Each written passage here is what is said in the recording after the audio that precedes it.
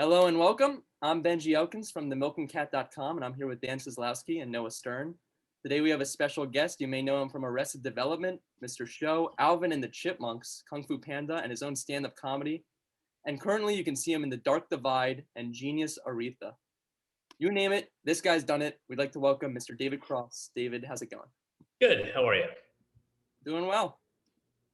So I think the first thing we wanted to know from you, David, is obviously the Milking Cat has a lot of teenage readers, so we want to know a lot about your experience as a teenager in comedy and how you started with comedy. But first, I want to take it even further back. I want to take it to the day you were born.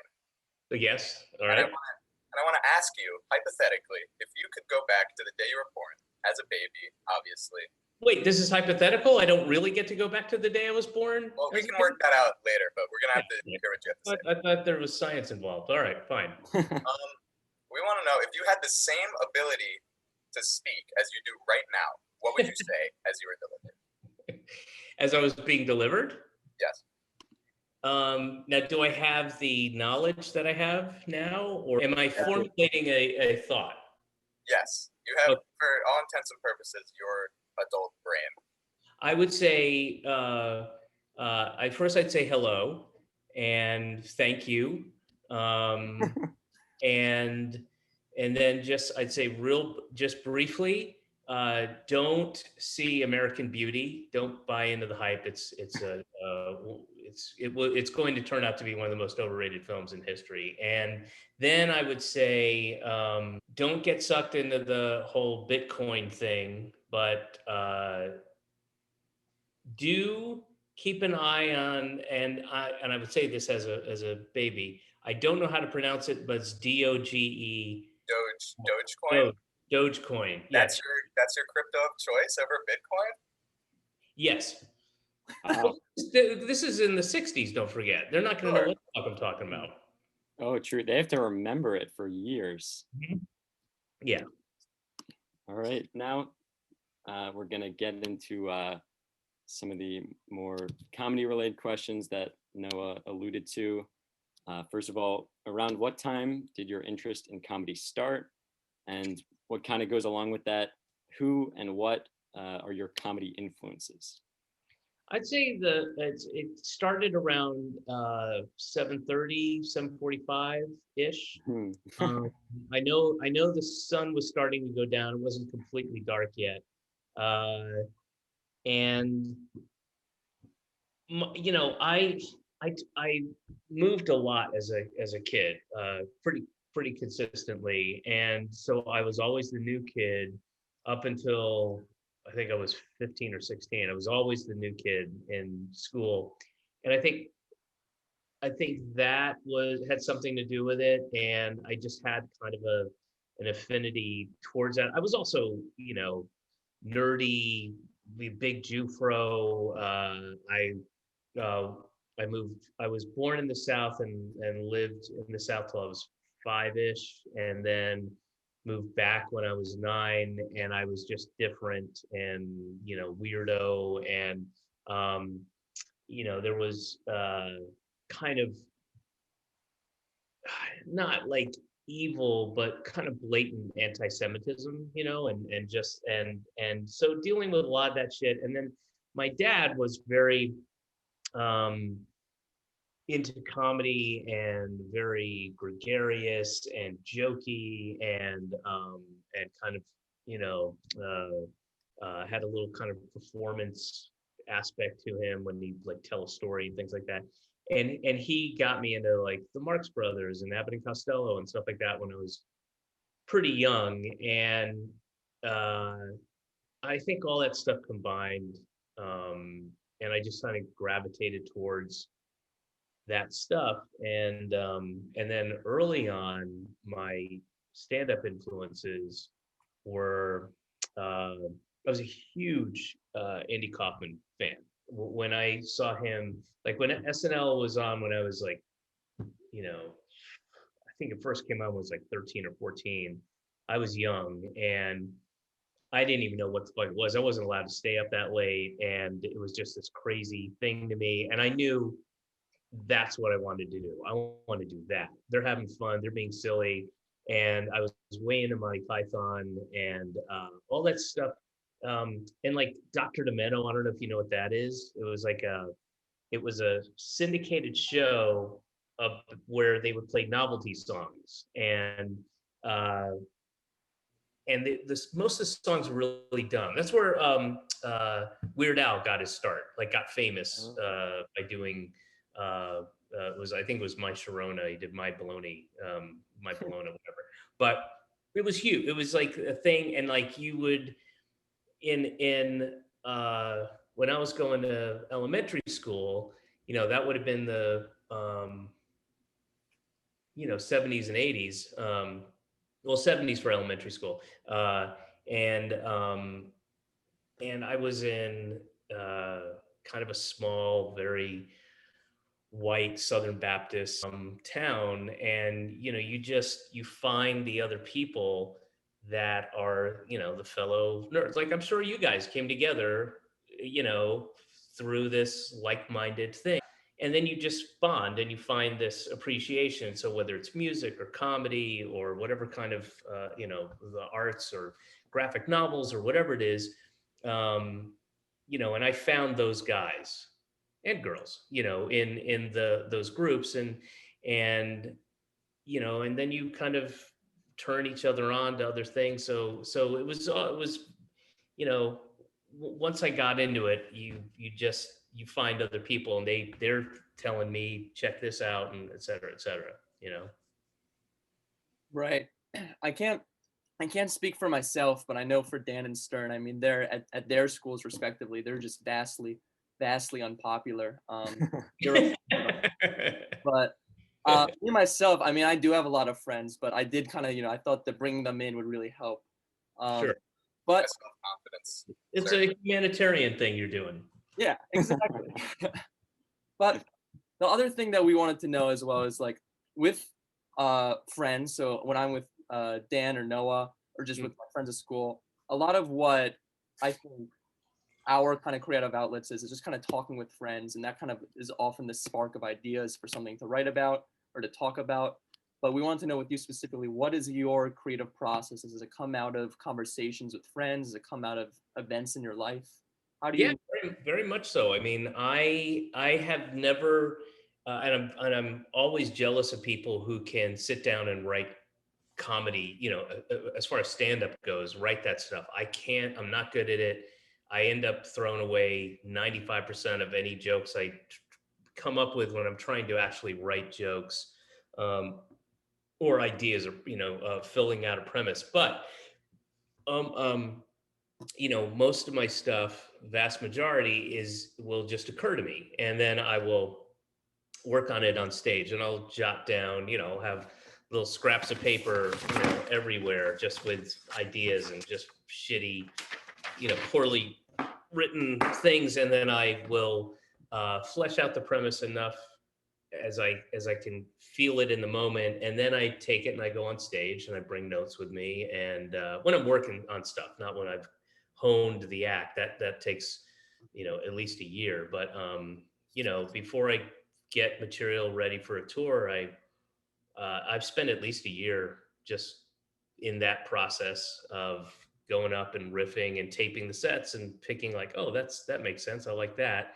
And then kind of constructing the bit that way. And as far as like other, TV show ideas and things like that, it's just it for me, it just has to occur to me, and I'm less successful when I sit and go, okay, what's a funny, cool TV idea I can make for myself or my friends, and pitch it and write it. Like, I'm less successful that way. And that's when I'm doing it on my own, unless I'm collaborating. Like right now, I'm working with Bob Odenkirk and his brother Bill, who's a very funny comedy writer, wrote Mr. Show, Simpsons for years and years and years, and we're writing this thing that we riff off of each other, we build off of each other, and we're in the process of working on that. So, did that answer your question? I don't know. Yeah, it did totally. Okay. Sort of goes along with that we kind of wanted to ask is about like, what was your worst stand-up experience, and what did you learn from that? Man, I have so many. I think it's hard to pick one worst one. I think, and also they're so bad in the moment, but they take on this kind of, you almost romanticize it. They're so bad that they become like I've had to tell people, make me tell stories about, the one time in the biker bar in Massachusetts, or tell them about the guy who peed on you because he didn't like your Wow. set, the opening for the Strokes. And there's all kinds of terrible things. Like in the moment, they're just brutally awful, but then they take on this kind of funny, you get some distance. And I mean, I just have so many, but I think, okay, when I was in Boston, and I was very, very lucky that I was there during the comedy boom. And in Boston, there were just a million gigs all over the place, and mostly places that shouldn't have gigs. A bowling alley in, outside of Nashua, New Hampshire, and just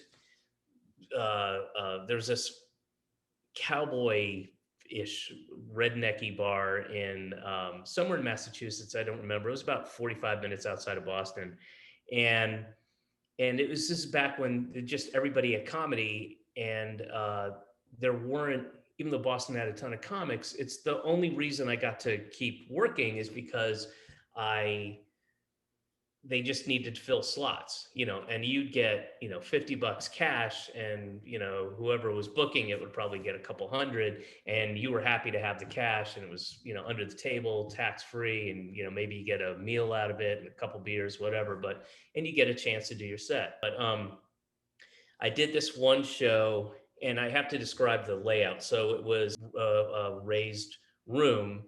And at one end of it, they'd set up like a tiny little platform that was maybe, 6-7 inches off the ground, and like a Radio Shack mic and a thing. And then metal fold out chairs.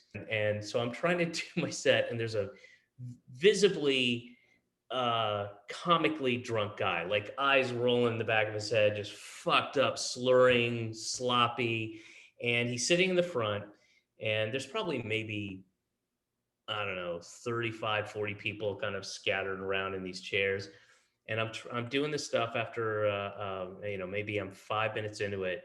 And this guy's like saying stuff, and I go, I don't know what you're talking. You're so drunk, I can't understand you, whatever. And then he starts to get up, and like approach me, and everybody in the audience is like, oh shit, Jimmy's fucking oh shit, Jimmy's up, oh shit, watch out, here comes Jimmy, and I'm kind of playing along and smiling and laughing. I was like, oh, Jimmy's gonna say something, maybe Jimmy wants to do something. Have at it, man. Jimmy, I want to hear some of your gems or whatever.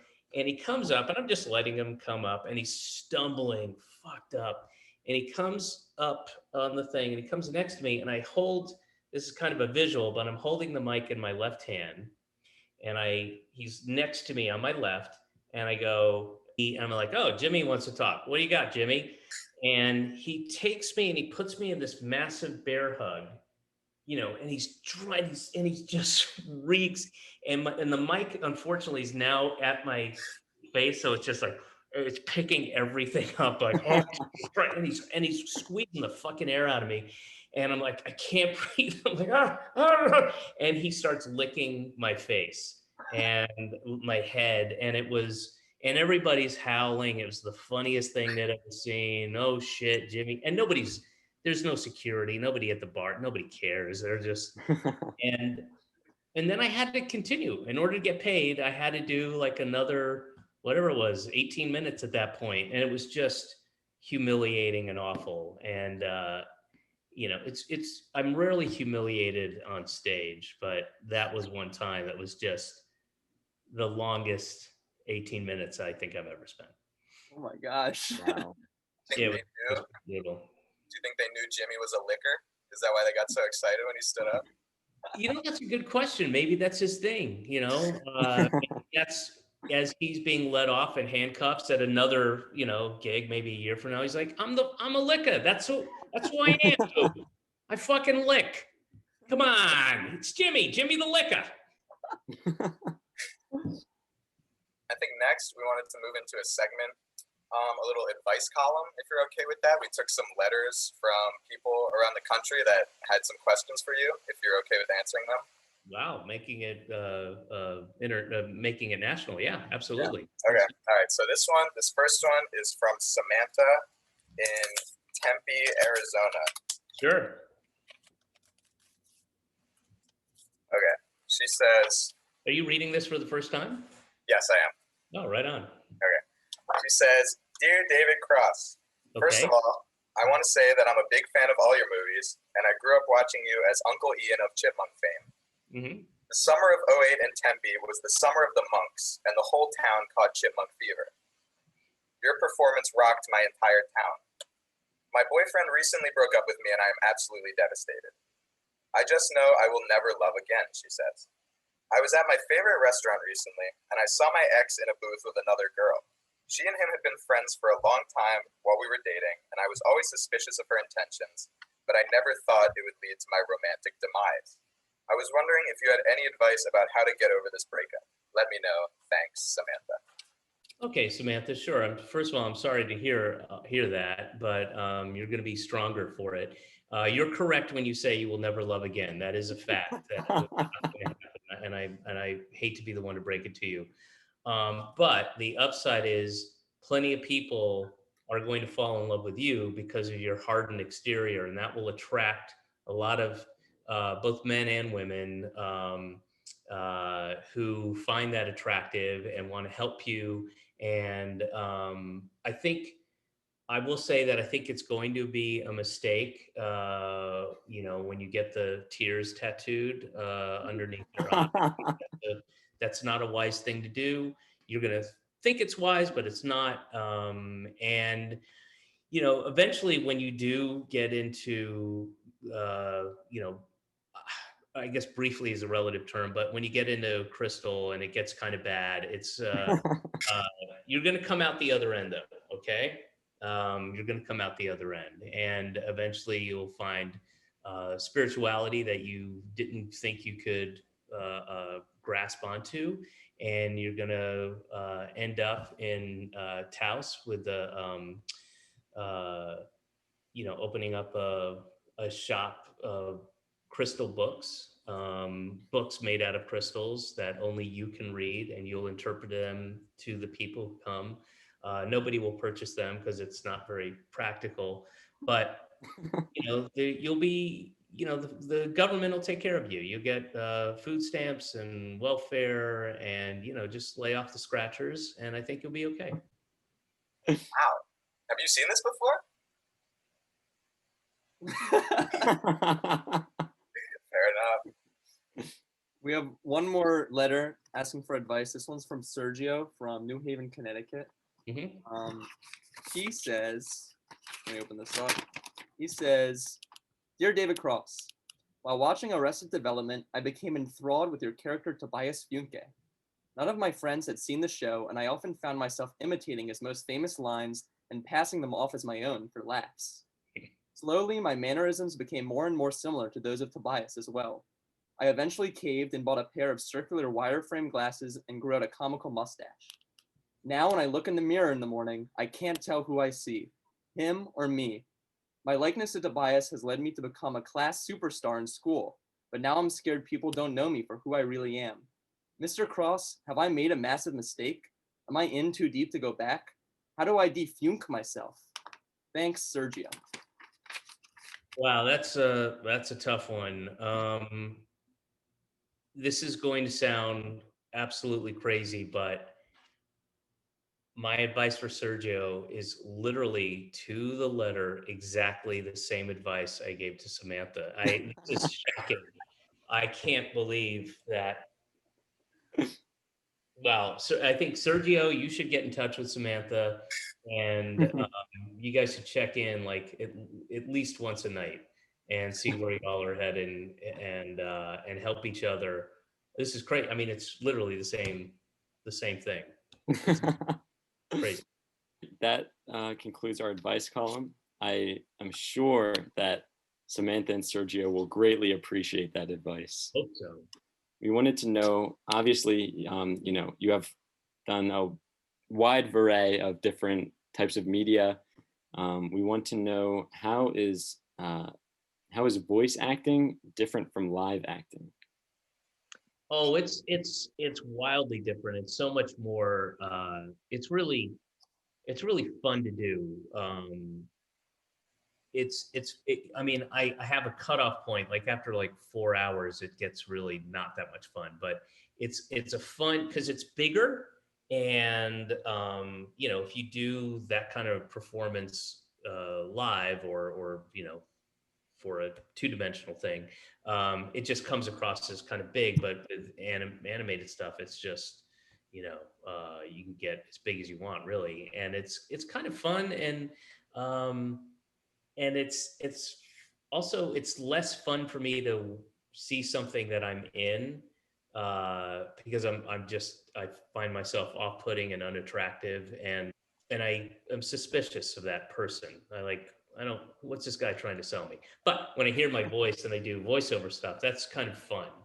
And now that I have a kid, it's like I don't show her. She hasn't seen anything I'm in, but I have played. She likes Kung Fu Panda. She doesn't know it's me, but at one point she's like, "Hey, he sounds like you, Daddy." But I shut that down quickly. I punished her. I put her in a room for 2 days straight. Oh my No God. food, no water, just dry army rations, and that taught her, that learned her.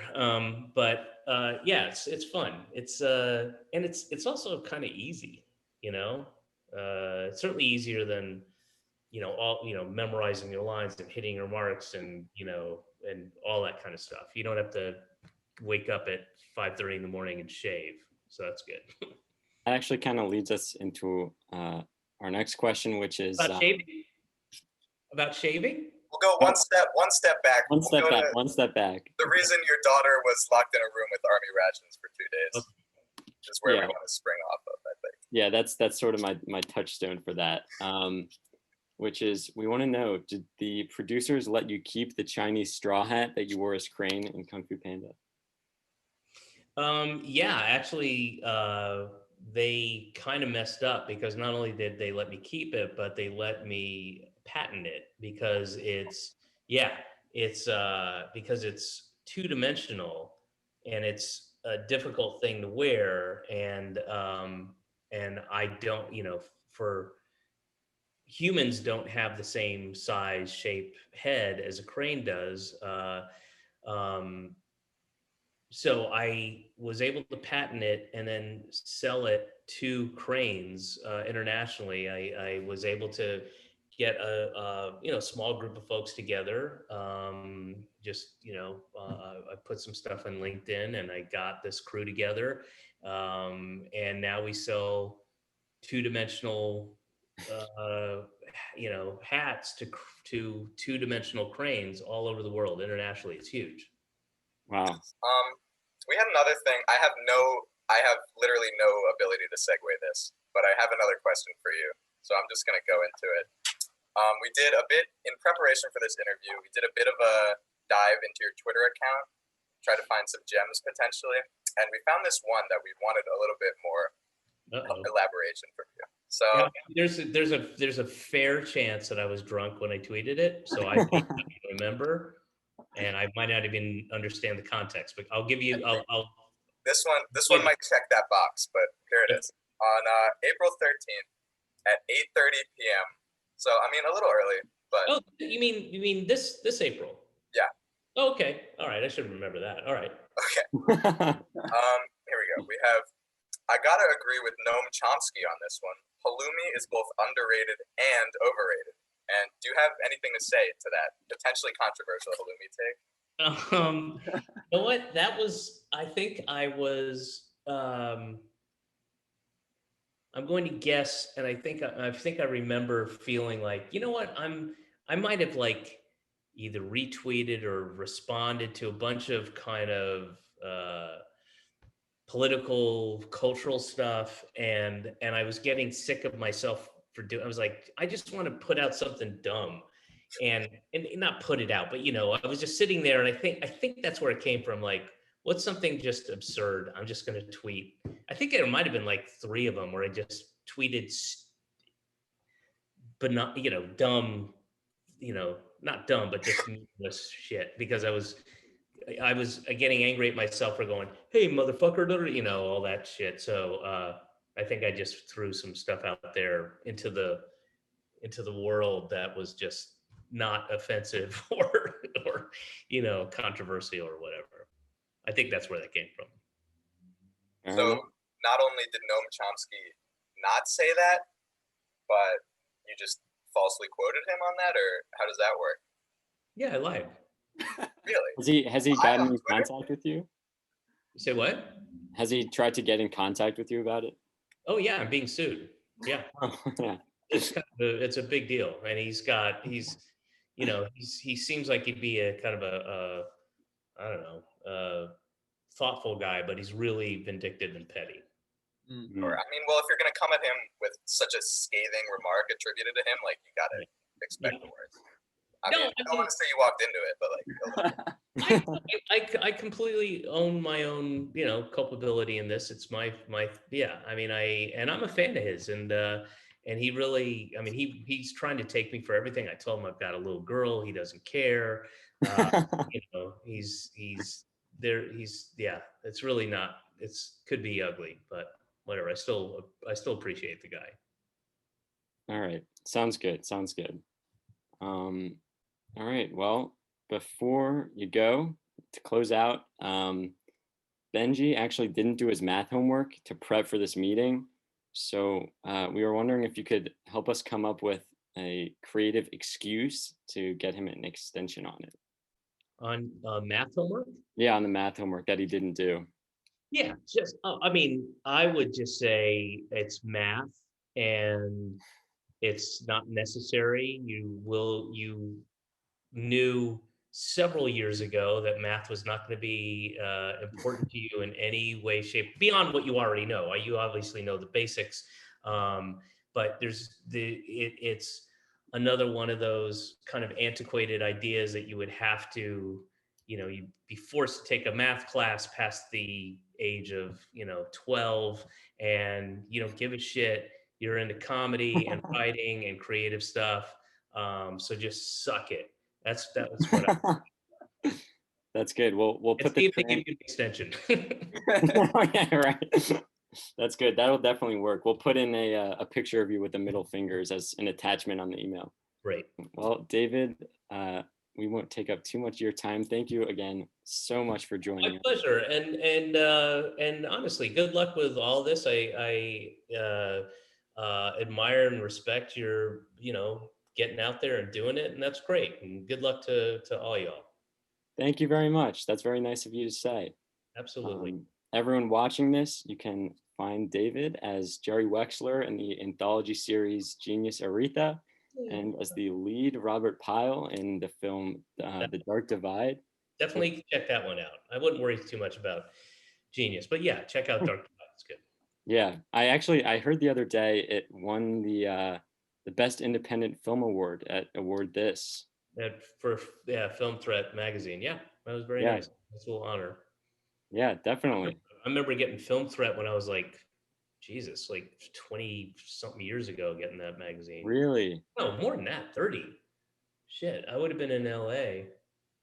Yeah, I think Film Threat, or maybe even Boston. Yeah, it's so yeah, that was kind of an honor because I used to read that and get it all the time. Yeah. Oh, I bet. That's awesome. Yeah, full circle. That's awesome. So again, on behalf of the entire Milk and Cat staff and audience, thank you again so much. Absolutely. Do you have any parting words?